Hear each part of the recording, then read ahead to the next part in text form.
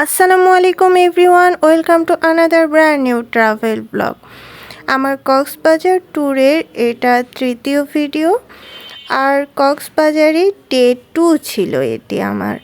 নাটোর থেকে কক্সবাজারের দূরত্ব যেহেতু অনেক বেশি আর লম্বা একটা সময় আমরা জার্নি করে গিয়েছিলাম, তাই দ্বিতীয় দিন আমরা তেমন কিছুই করিনি।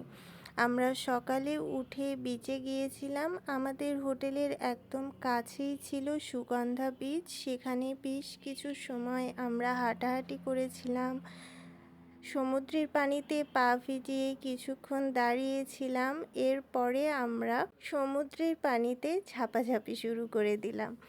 বেশ কয়েক ঘন্টা সমুদ্রে গোসল করেছিলাম।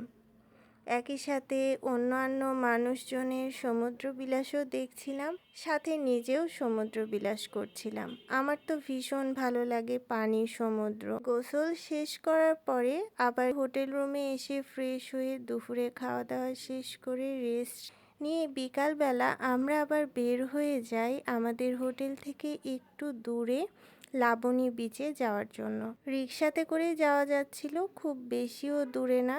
আমরা রিক্সা নিয়ে চলে যাই। আমরা রিক্সায় যেতে যেতে দেখছিলাম কি সুন্দর পরিবেশ, আকাশ, চারপাশে গাছপালা, আকাশের রং সব কিছুই ভালো লাগছিল।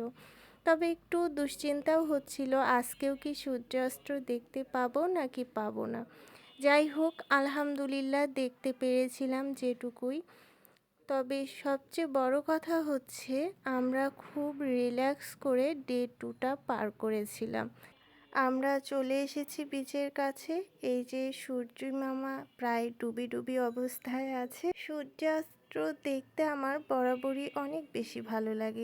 একই সূর্য বিভিন্ন জায়গায় বিভিন্ন রকম লাগে সূর্যাস্তের সময়, আর এই গোধূলি লগ্নটাও অনেক অনেক বেশি সুন্দর। আমার তো মনে হয় দিনের সবচেয়ে সুন্দর সময় হচ্ছে সূর্যোদয় আর সূর্যাস্তের সময়। আকাশ, সূর্য, পরিবেশ, প্রকৃতি যেন নানান রূপে সেজে ওঠে প্রতিদিন। সমুদ্রের পাড়ে অনেক অনেক মানুষ এসেছে সূর্যাস্ত দেখার জন্য। সূর্যাস্ত দেখার জন্য অপেক্ষা করছে সবাই। আমিও সূর্যাস্ত দেখার জন্য অপেক্ষার পাশাপাশি ক্যাপচারও করে নিচ্ছিলাম আপনাদের সাথে শেয়ার করার জন্য। এরপরে আমি কিছুটা পথ আগায় গেলাম যেন সূর্যাস্ত আরও ভালোভাবে দেখতে পারি, যেহেতু একটু সময় পেয়েছিলাম। আমি যখন এরকম জায়গায় আসি বিচের, এই সময়েই সূর্যটা ডুবে যায়, যেন 1 সেকেন্ডের মধ্যে সূর্যাস্ত হয়ে যায়। সূর্যাস্তের সময় অনেক বেশি সুন্দর লাগছিল। আকাশ, সমুদ্র, সূর্য সব কিছু মিলিয়ে মনোরম এক দৃশ্য। এই সময় যেন একটা এমন পরিবেশ সৃষ্টি হয়, নীরবতাই সবচেয়ে বেশি ভালো লাগে। শুধু প্রকৃতিকে উপভোগ করতে ইচ্ছা করে, শুধু নিজেকে নিজের মতো করে থাকতে দিতে ইচ্ছা করে। সূর্য ধীরে ধীরে অস্ত চলেই যাচ্ছে, আর আমরা সাক্ষী হচ্ছি এক সুন্দর মুহূর্তে। হয়তো একটা সময় এই সুন্দর স্মৃতিগুলোই আমাদেরকে হাসাবে। এই স্মৃতিগুলো মনে করে একটু ভালো লাগার অনুভূতির সৃষ্টি হবে। সূর্য মামা ধীরে ধীরে চলেই যাচ্ছে।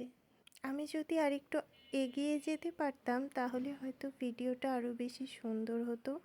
তবে এখান থেকেও কিন্তু খারাপ লাগছে না। আমার তো সূর্যাস্ত যে কোনো জায়গা থেকে অনেক বেশি ভালো লাগে। সমুদ্র বা পাহাড়ে হলে কোনো কথাই নেই। সূর্যাস্তের সাথে সাথে প্রকৃতির মধ্যে কেমন যেন একটা নীরবতা নেমে আসলো, সাথে নিজের মধ্যেও অনেক বেশি ভালো লাগে এই মুহূর্তগুলো।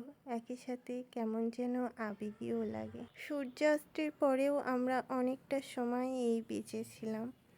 সূর্যাস্তের পরে আকাশ যে লাল আভা থাকে, এটি দেখতেও অনেক সুন্দর লাগে। আমরা যতক্ষণ পর্যন্ত আকাশ এরকম রাঙা ছিল ততক্ষণ পর্যন্ত সাগর পানিতে পা ডুবিয়ে হাঁটাহাঁটি করেছি। প্রকৃতি, চারপাশে মানুষের সমুদ্র বিলাস দেখেছি।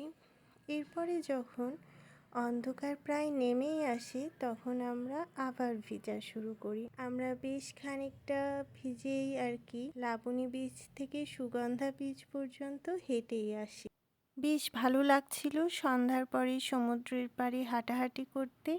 এরপরে আমরা হোটেল রুমে এসে ফ্রেশ হয়ে স্ট্রিট ফুড খাওয়ার জন্য বের হয়ে পড়ি। কক্সবাজারে তো সি ফুড রাস্তার পাশেই পাওয়া যায়।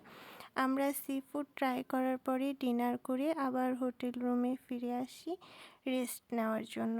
ডে 2 আমরা এভাবেই পার করি, খুব রিল্যাক্সে সমুদ্র বিলাস করি। ডে 3তে আমরা বেশ কয়েকটি জায়গায় গিয়েছিলাম। পরবর্তী ব্লগ দেখার আমন্ত্রণ রইল। ভালো লাগলে লাইক কমেন্ট শেয়ার করবেন, সাবস্ক্রাইব করে পাশে থাকবেন। ধন্যবাদ সকলকে ভিডিওটি দেখার জন্য।